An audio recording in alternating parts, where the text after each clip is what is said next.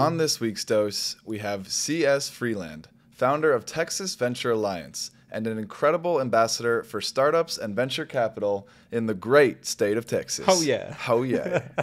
In our conversation, you will hear about CS's background starting several companies and organizations of different types, always centered around community and advocacy for entrepreneurship in Texas. Certainly a cause we can rally behind. Mm-hmm. She later dives into what she has most recently been working on, the Texas Venture Alliance, and some of the great things that they are doing, such as the Texas Venture Crawl. Yeah, excited for that one. And to wrap up the interview, she tells us about what excites her most about Austin and Texas in general as a startup hub, and gives us some great advice for the Pillgrims looking to make the most out of networking. It was truly a blast hosting CS in the studio this week, and we're excited to help spread the word. And as she puts it in the interview, use our voices to foster more entrepreneurial activity in Texas. And with that, here it is.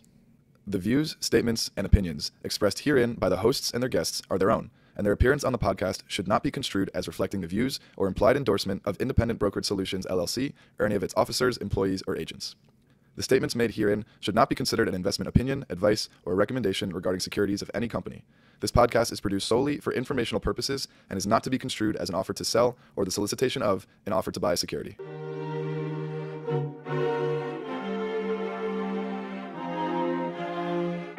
You see here, kid, you gotta just go for it. Don't think about what comes after or what came before. You just gotta bend your knees, take a deep breath, and jump. This is Venture Pill, your weekly dose of startups and venture capital. We break down recent startups in the news and interview founders and investors to help you stay informed in the evolving world of venture.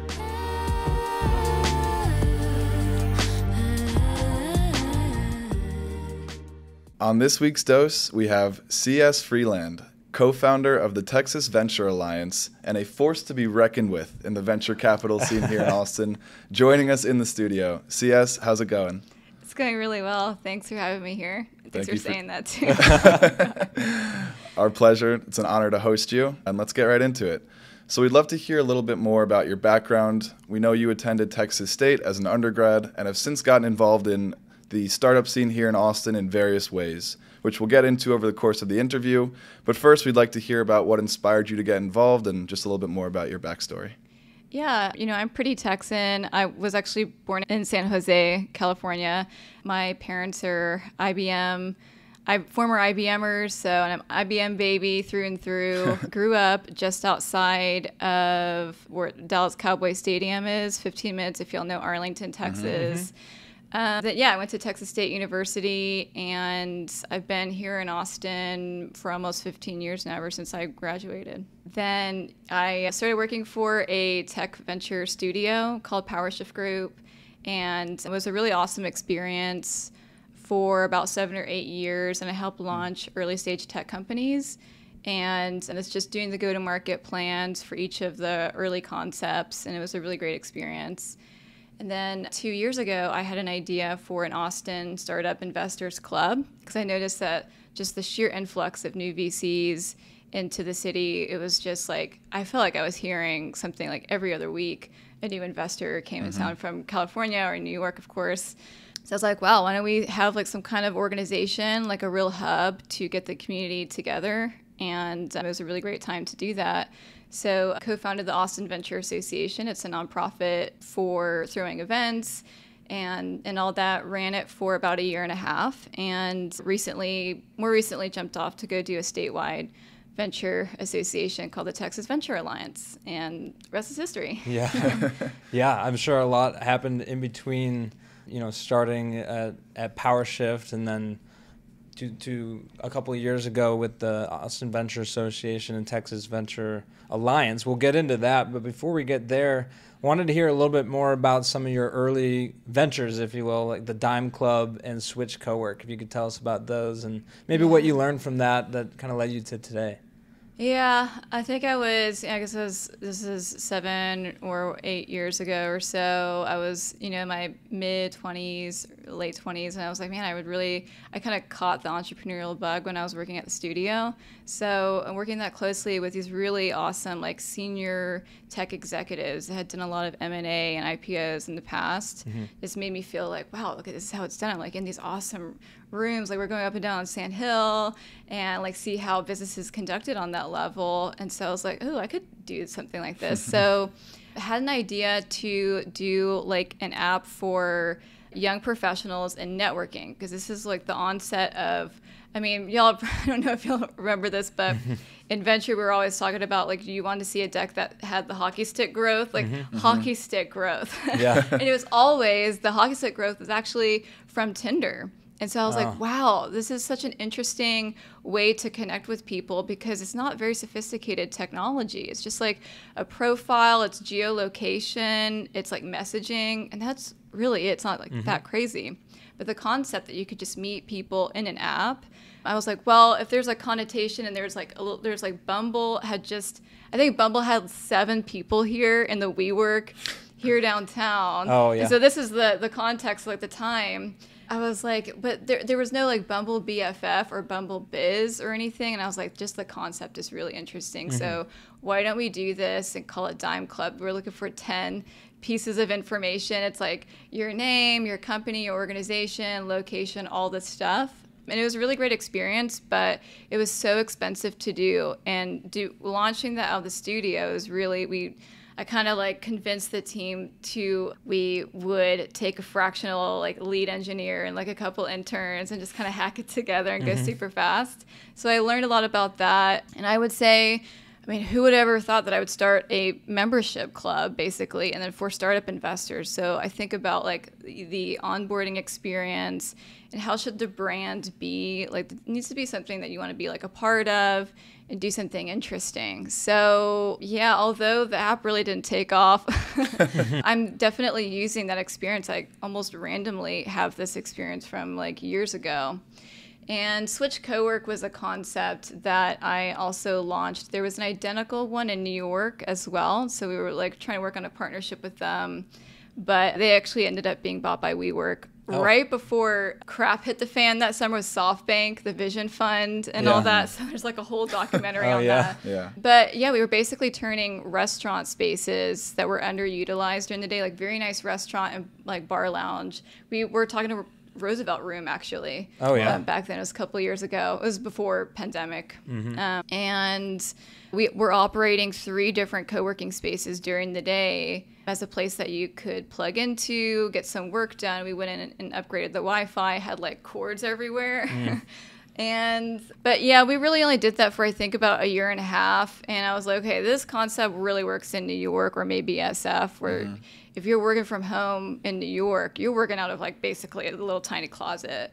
And then you got to find, coffee shops or whatever to get into. They're just not conducive to work. So I don't know. It was a really great experience. And it was great going up to New York and trying to put together this partnership. But yeah, I love it. And I love like local businesses too. So it was really great to try and be helpful and help them with their revenue as well.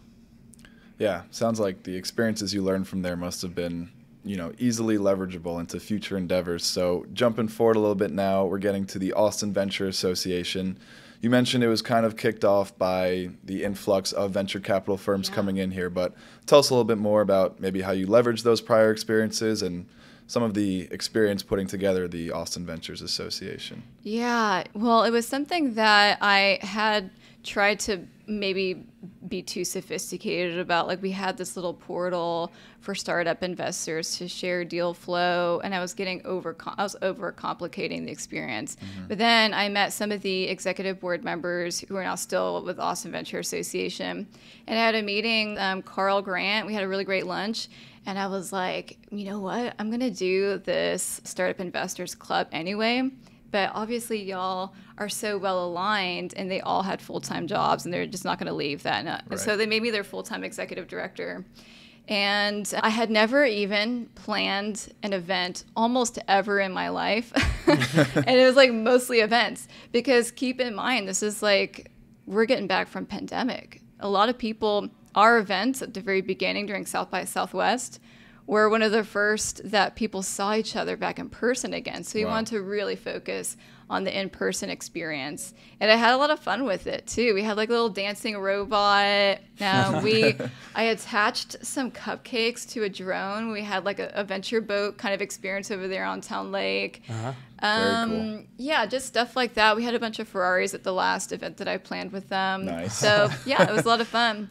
And I thought that the real opportunity, you know, after that is like having a membership club like statewide.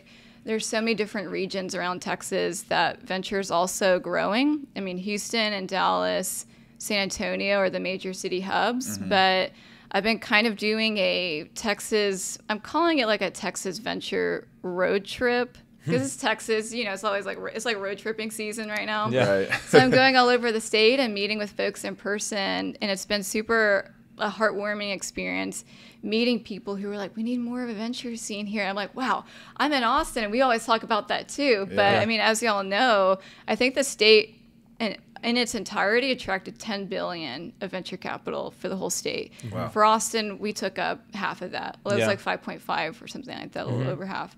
So it was just really interesting to get the context, like the perspective of, well, we always feel like an underdog here, but I go to other, I was just in Brownsville, and they, had this really great eBridge Center. It's a co-working and an event space. They had the mayor come speak, and it was like a whole thing. And I'm like, yeah, I love it. They're building like a little space town out there. It's about to be like super, even more, entrepreneurial and teched out. Really awesome technology that they're building down there. That's interesting you say that, because when you're mentioning like Houston, for example, I always thought like, well, clearly energy, oil industry, but also space tech. There's a lot of activity there as well, which we sometimes nerd out about and like to cover on the podcast. Yeah. And then, oh my gosh, so there's Brownsville, which is like the most southern tip of Texas. It's like the Great Beach. South Padre Island is like half an hour south of that, or 20 minutes or so. Like from Brownsville, you see the border. Like you can cross the border right there. So, I'm a beach type of gal, so I love it. I'll go down there. It is a 6-hour drive, and then we drove down there in a Tesla. So it was like 6.5, like 7 hours. It just like took forever, and they're working on it. Yeah. These are not easy things to do. But and then a couple of days last week, I had a really great meeting with the family office in Midland, Odessa. And they're kind of, to me, I don't know if they would necessarily like this analogy, but they're like a mini Brownsville, where they have just the space out there to launch rockets and build really awesome aerospace technology. And so I'm like, oh, I actually have to be in Midland, Odessa in late June. So I'll just stop by and say hello. And hopefully we could plan a rocket launch around that. It's really cool stuff that they're doing out there. Plan a rocket all over launch. the state. It's really wild.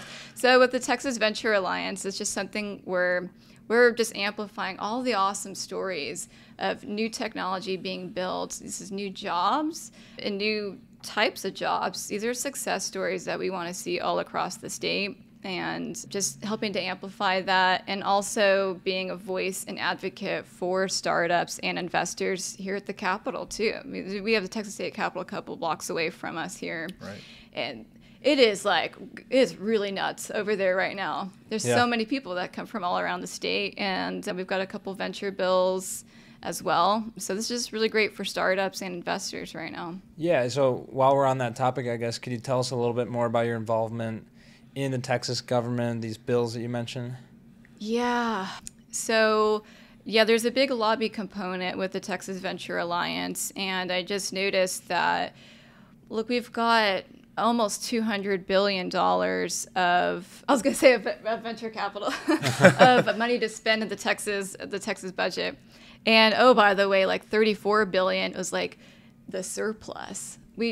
Texas did really well during the pandemic. It's all the property tax, it's all the new sales tax generation, but there's a lot of things that we need to fix. So some of that's going like property tax abatements, going back to the homeowners. I mean, it was just outrageous the last couple of years. And then teachers' pay is very important. Infrastructure, like our grid's just going to shut down every summer or every winter, like we can't have that. So it's just, growing pains that the state will address. But I'm like, wow, $200 billion. I mean, startups, entrepreneurs, like they can do so much. There's different initiatives and different like types of money coming out, or they're really working their way through the Senate and the House of Representatives right now. As of today, all of them are still in the works, so nothing has been denied really yet. Knock on wood. But yeah, there's a fund that we can carve out of this budget, and we support the energy, like clean tech industry, new developments in fintech as well, agriculture, is just cybersecurity, and these are all things that success stories that we want to have here. There's a lot of different efforts that we publicize on our website, so it's pretty easy to find and keep apprised on the movement there. Yeah, I mean, if y'all could carve out even a small piece of that $200 billion pie, that'd be extremely significant. I know, it's like $200 billion, would it be like a penny dropping on the floor or something, like I can't even bother to pick it up. Just a couple billion here and there. A few drops in the bucket, nothing crazy. But it's an interesting trend I would highlight, is that like in Texas is conservative. We spend conservatively without being political about it. Texas does spend very conservatively. But the thing is, this is like I'm seeing cities ending up on a startup cap table, right? Like Brownsville's got a small fund. They invest in startups all over Texas. Arlington has a matching grant where they match federal dollars into startups in Texas. And universities, University of Texas, they have a fund now and they're investing in deep tech. So I'm like, I don't know if this is normal, but I've never seen this much involvement with universities and economic development corporations as a part of also cities. So, the Texas does not typically spend, let's be real, it's also taxpayer dollars. Right. But it's to create new jobs and the type of companies that we want to see thrive here. And I want to make sure that Texas is still, or is leading in areas of innovation too. So I've watched, I think there's now 32 other states that have some kind of recognition or support for startups or investors. Something. 32 other states have it. Like we don't really have anything, and we haven't done anything in almost 20 years. So now would be the time. Yeah. And there's also on our end too, the startup and venture folks, we need to use our voice, I think, collectively, so which is why I started the TBA. We got to contact our representatives and let them know, hey, this is really important. A lot of these jobs, we see companies folding all the time now. So this is really like a make or break situation. I would call it an emergency, but yeah, it could be a really great opportunity. Yeah, super interesting, and that's also why you go on a platform like a podcast, right? To spread the the message a y'all. little bit. Yeah. No, but that's super exciting. And while we're on the category of excitement here, last October you put together the very first Texas Venture Crawl. Yeah. Again, you are a koozies force to ready. be reckoned with. You got a lot of things going on. All of them are great. These out. Like I should give people two. I'll explain this later. Sorry. But no, so yeah, the Texas Venture Crawl, we're already looking forward to it this year, upcoming Venture Crawl, and would just love to hear a little bit more about what it was like putting that together, some of the highlights, and what you're looking forward to with this year's Venture Crawl.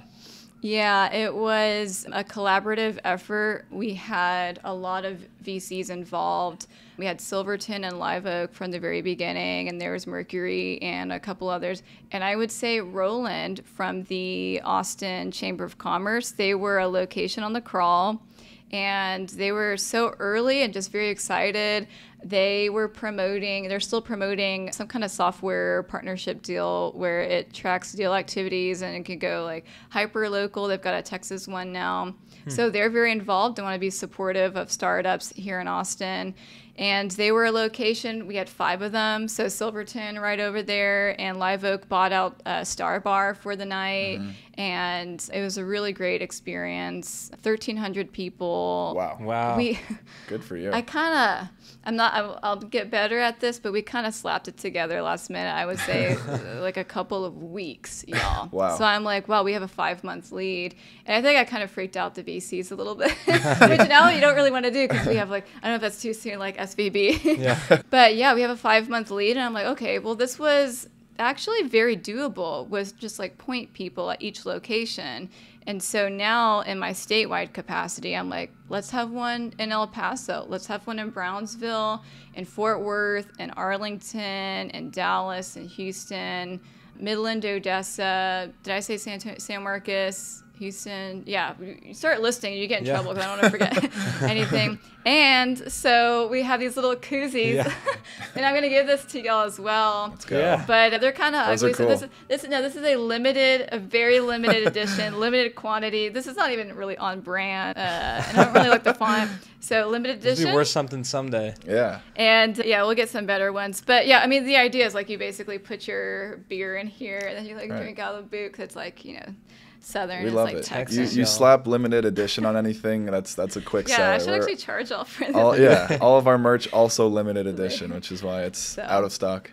Yeah, out of stock all the time. Join the wait list. Yeah. So yeah, we want to have a lot of fun, and I think the experience will be, so it's October 6th, and it's just a couple hours after work, 5 to 8 p.m., in all these different cities, all these different locations. And it's all going to be on the same day? Yeah, Whoa. Simultaneously. The experience will be like a New Year's Eve where everyone's celebrating all at once, all across. But, we don't need to do a cheers at midnight. But this is a celebration of, we now in Texas have an ecosystem of support here. I mean, we had like maybe 10 VCs in Austin that considered this their headquarters before pandemic, and now we saw that number more than quadruple. I mean, it was like 70 or something, actually. So, yeah. I mean, it'd be interesting to see in a year like how it all pans out. Yeah. But it's such an unprecedented time. And then, really, founders and startups should look at this and be like, okay, who all's here? Who's investing in what stage? Right. And we'll start to feature investors and, incubators and studios, angel networks. We've got a couple already being promoted on the website. So it's texasventurecrawl.com. But yeah, it's simultaneously all across the state in a big concerted effort. That's super exciting. Yeah, we're looking forward to it for sure. On October 6th, we'll put that in the show notes. On the topic of Austin, you've been here for a long time. We were talking about different spots around the city. What does it mean to you, like this special place for startups now and how it's growing? You mentioned the influx of VCs recently. Talk about it from the startup side and your thoughts on Austin as a hub for startups. Wow. Yeah. Well, I mean, you look at my background, it's like founder everything. I'm way more of an entrepreneur than I've ever been, or probably will ever be in venture. I can't help myself, honestly. I try to. I'm like, oh, God, it's such a great opportunity. I have to go build something over that.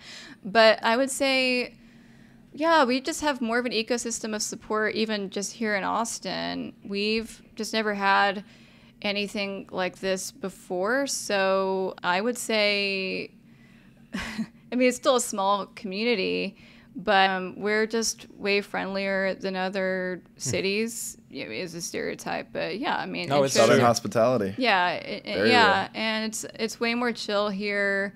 Also folks come here because, they like to paddleboard, they want to get a dog, they have some space, get some work-life balance or whatever. But here, having said that, so I guess the real answer would be, I would like it for people to come to Austin, and now, we talk about Texas, to come to Texas because there's just like awesome stuff being built here that they want to be a part of. And I see that happening with SpaceX, and I see that happening, obviously SpaceX, I know Elon's like a polarizing dude, but yeah, because like this is where things are actually happening, not just because you can go paddleboard.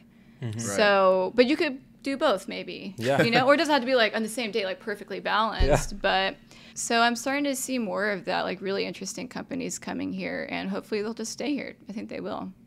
No, we definitely agree. It's been super exciting to have a lot of the Austin founders that we've had on the pod and some of the investments that we've seen and that we cover on our regular doses, if you will, the regular episodes. But yeah, I mean, I think both of us are super passionate with the community that is here and just the general lifestyle. And it's not like people aren't working. They're definitely proud of what they do and working hard and building really cool stuff. But, you know, like you said, we'll see each other out on the water or down at the bars here, and Yeah. it's just a fun lifestyle. It's really cool. I wonder if it'll be kind of like, I'm about to go to Miami. I'm like, oh, everyone's tan in Miami. I've never actually been. Oh, yeah. Oh, but speaking of with Miami too, and Denver, even before pandemic, people were like, well, everyone's moving to Austin. Where do folks in Austin go? They go to Denver, like even more chill. And I'm like, oh, I'm so excited to go to Miami. And obviously they have a really great tech scene there too. And we'll be connecting with the Angel Networks and like the Venture Club in Miami and Florida there. Yeah. But yeah, I just feel so lucky that Austin and all over Texas, I didn't have to move. I just kind of have just been here. And I would say this, I didn't think that I would be here for this long. I always thought that I would go to New York, or I have a lot of family in the Bay. So they're like, so yes, why are you still in Austin if you're working for startups? You should come out here. And I'm like, wow, I didn't have to go anywhere. Everyone's coming here now.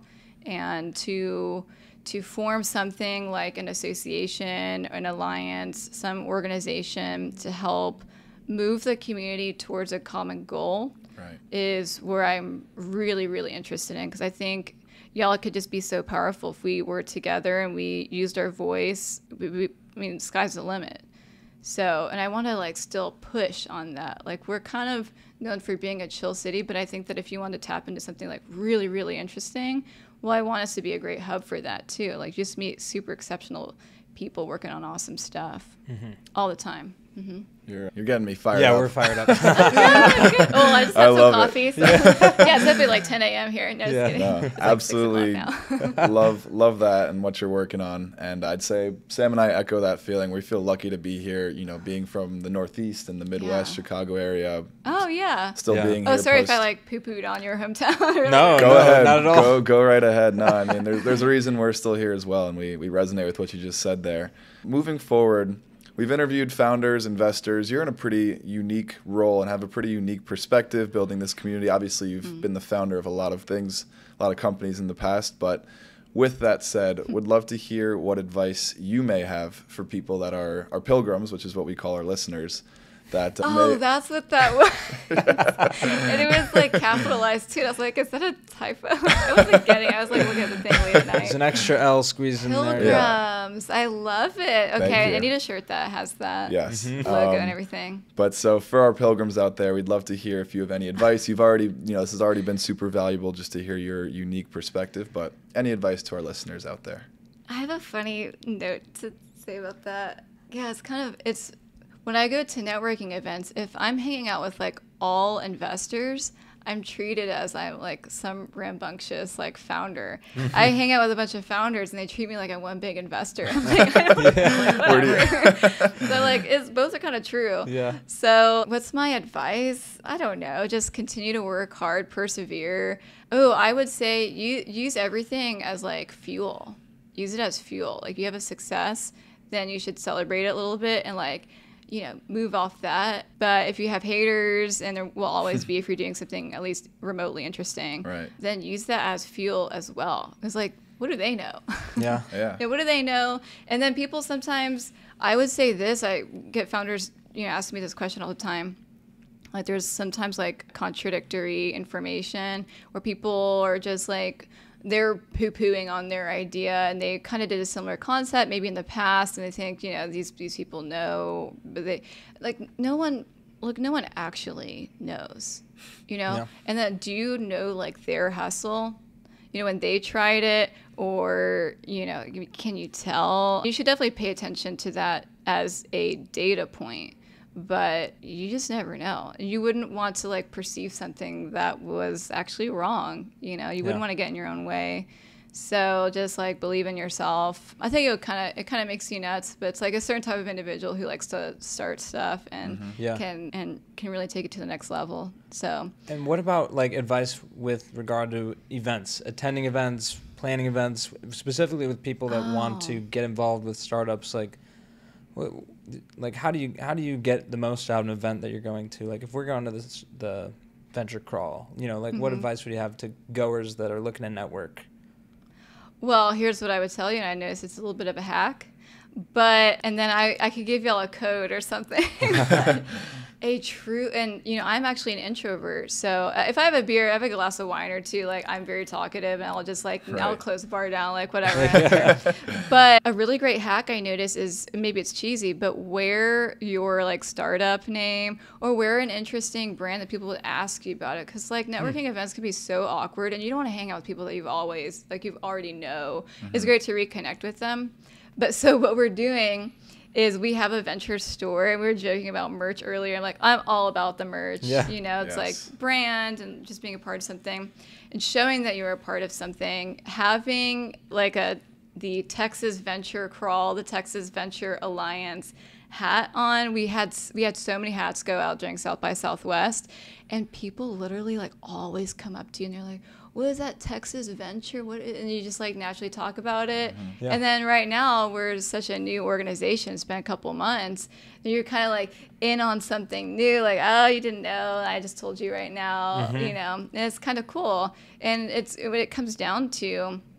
So I know I'm like kind of going off on this, but wearing a hat or like, venture people, you've always got like your vest. You have like, backpack. People can ask you, about that. But yeah, having like a conversational piece that you can just wear. I don't even really like hats. I'm Texan, so I want my big ass Texas hair. The way the saying is higher the hair, the closer to God. So like the higher the hair, the closer to the startup gods. I love it. So yeah, wear a hat or like something that people can talk to you about, and have fun with it. It's funny you mentioned the Texas Venture Association hat. I think I was one of those people that asked someone, hey, what is that? It was in his building's elevator. Get the hats. You heard it here first. I'll get you a code. You They're get cool the hats. exclusive. Yeah, that's so cool. That's good to hear. Yeah. And on a similar note, during South by, we were doing street interviews, and everyone's got their lanyards, platinum badge, whatever. We had our T-shirts that we've mentioned, but also we arts and crafted some badges, like string on a cardboard, basically printed. Did it work? It was cool. First of all, it gave us that very bootstrap, startup, scrappy type of vibe. Oh yeah. But definitely got a few people like, so what is Venture Pill? What is that necklace you're wearing? Yeah. And it had our QR code on it, and we were just like, follow.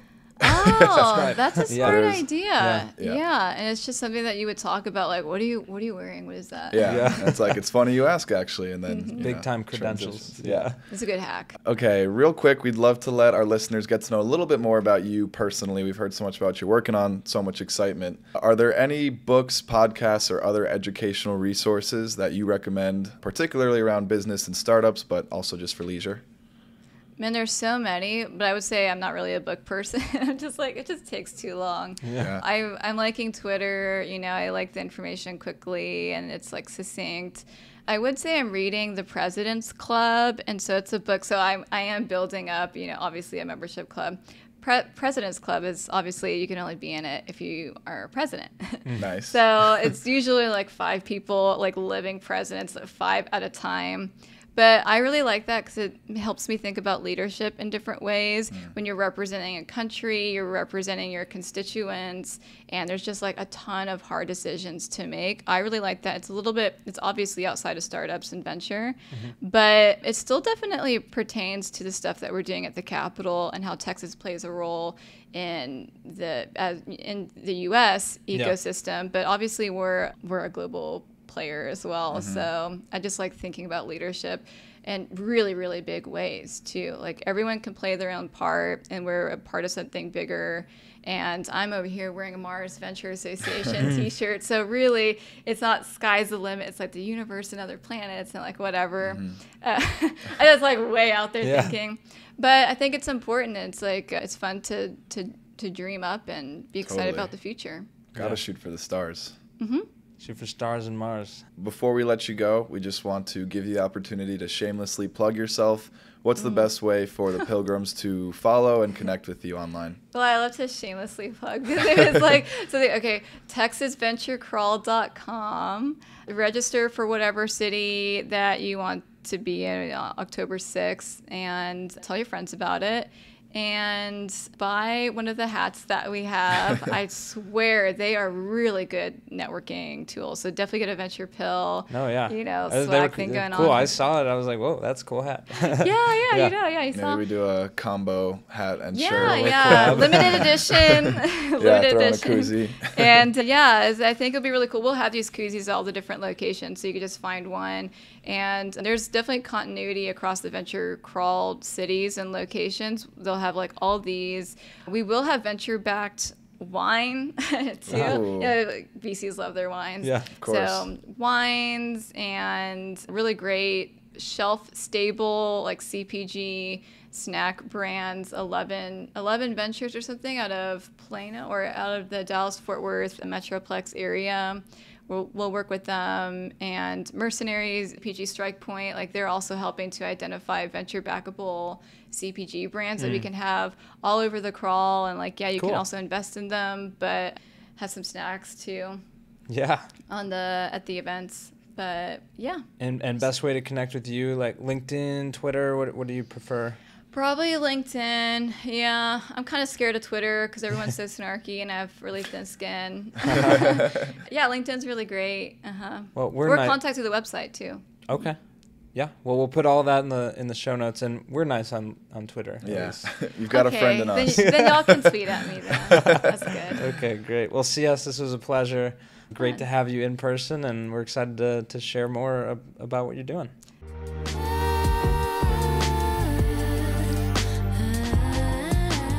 Thanks for listening. Join us next week for another dose of startups and venture capital. And as always, we appreciate our pilgrims spreading the word about the show. Share with your friends and help someone else make the pilgrimage. See you next time.